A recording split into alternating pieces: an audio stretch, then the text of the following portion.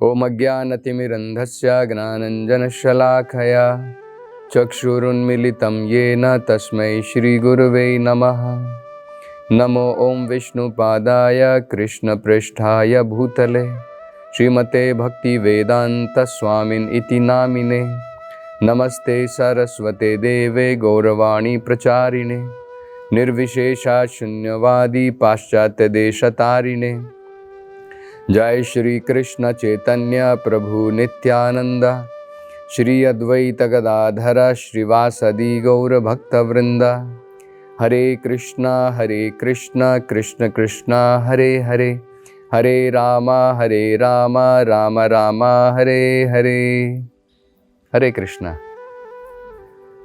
तो इस प्रकार से अनेकों अलग अलग स्थानों से पधारे हुए महान संत, ऋषिगण, साधुगण, उन्होंने सबने भगवान की स्तुति की और अब वो धृतराष्ट्र से और महाराज युधिष्ठिर से आज्ञा लेकर के वापस अपने आश्रमों को वापस जाना चाहते थे।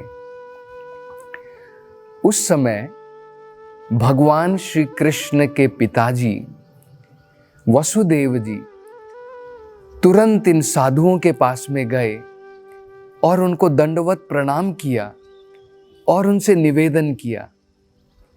उन्होंने कहा कि हे महान संतों, क्या कृपा करके आप मुझे कुछ वचनों का बोध देंगे? मैं ये जानना चाहता हूं कि हमें अनेकों प्रकार के भौतिक हम लोग कर्म करते हैं। हम जितने भी भौतिक कर्म करते हैं, इन सब भौतिक कर्मों के फल हमें भुगतने पड़ते हैं। तो क्या आप कुछ ऐसा कर्म मुझे सिखा सकते हैं जिस निष्काम कर्म करने से हमें इस भौतिक संसार के अंदर में कर्मों को ना भोगना पड़े, उनके फलों को ना भोगना पड़े? मतलब ऐसा सकाम निष्काम कर्म आप हमें समझाइए जिसके द्वारा जो भी हम कर्म करते हैं उनके फलों को इस भौतिक संसार में हमें भुगतना ना पड़े। तो वसुदेव जी जो है, ये प्रश्न जो है हम सब जीवों के लिए पूछना चाहते हैं। इस भौतिक संसार के अंदर में हम अनेकों प्रकार के कर्म करते हैं। जितने भी हम कर्म करते हैं उसके फलों को भुगतना पड़ेगा। अब वसुदेव जी इन महान संतों से ये प्रश्न कर रहे हैं, हम ऐसे कौन से कर्म करें जिसके द्वारा इन सभी कर्मों के फलों को भुगतना ना पड़े?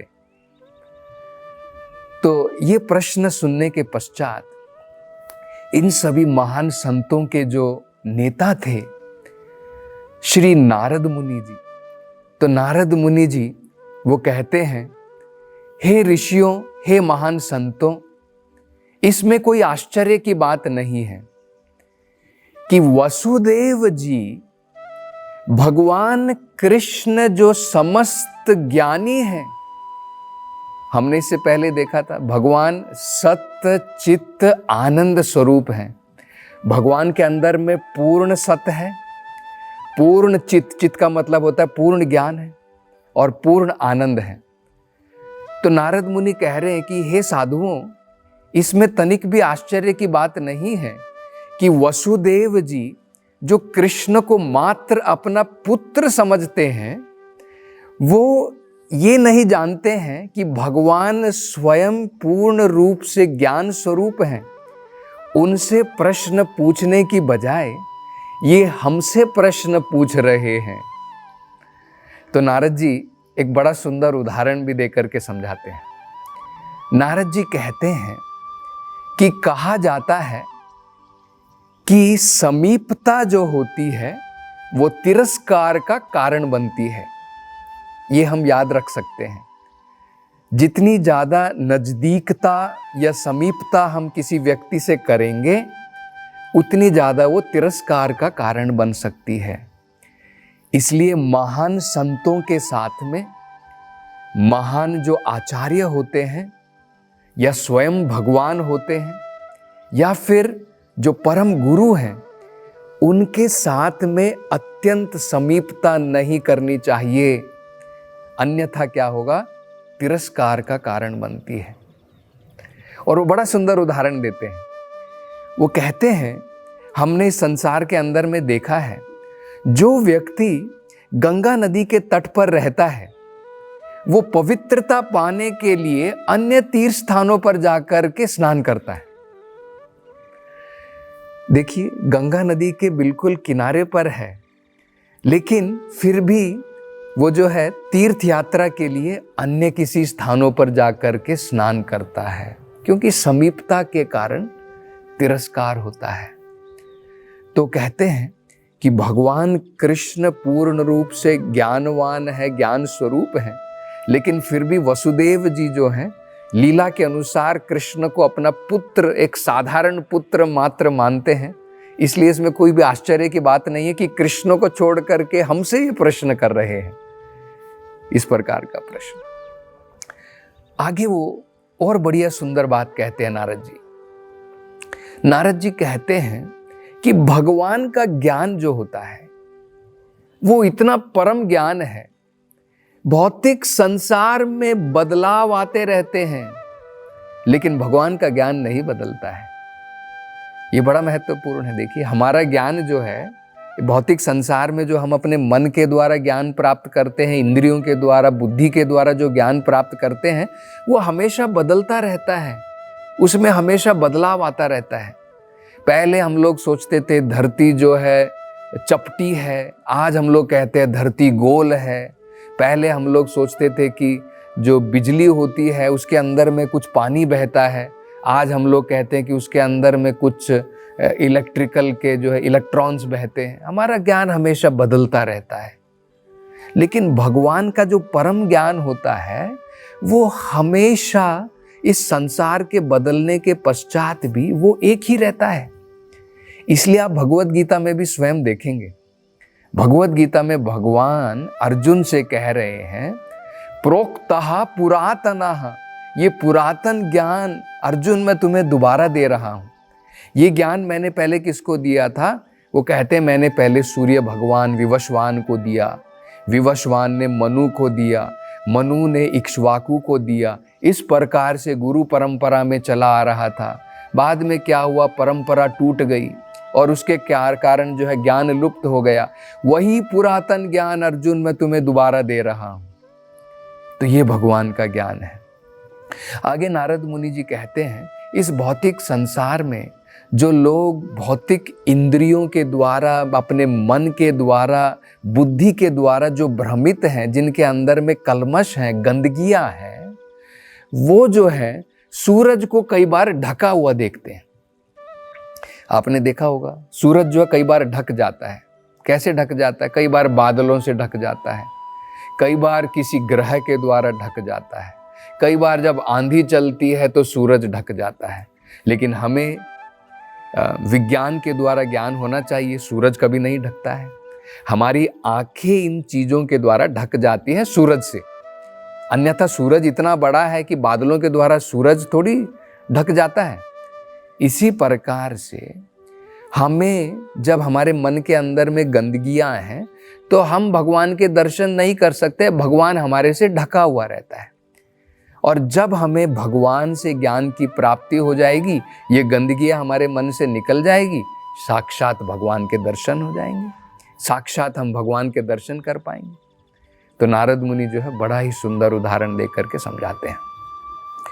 आगे अब क्योंकि उन्होंने प्रश्न पूछा है और नारद मुनि जी ने बता दिया कि वो भगवान से क्यों नहीं पूछ रहे, हमारे से क्यों पूछ रहे, तो अब नारद मुनि बताना चाहते हैं लोगों की भलाई के लिए।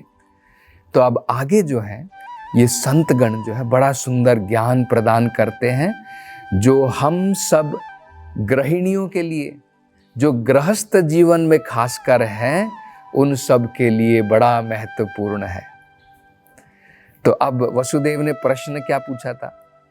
वसुदेव जी ने प्रश्न पूछा था, भगवान हे महान संतों, हम इस संसार के अंदर में अनेकों प्रकार के कार्य करते हैं, उसके फलों को हमें भुगतना पड़ता है। क्या आप कुछ ऐसा कर्म, सकाम कर्म हमें बता सकते हैं जिस कर्म के करने से ये सारे फलों को हमें भुगतना ना पड़े? ये प्रश्न पूछा था। अब देखिए इसका सुंदर उत्तर जो है नारद मुनि और ये अन्य संतगण ऋषिगण जो है देते हैं।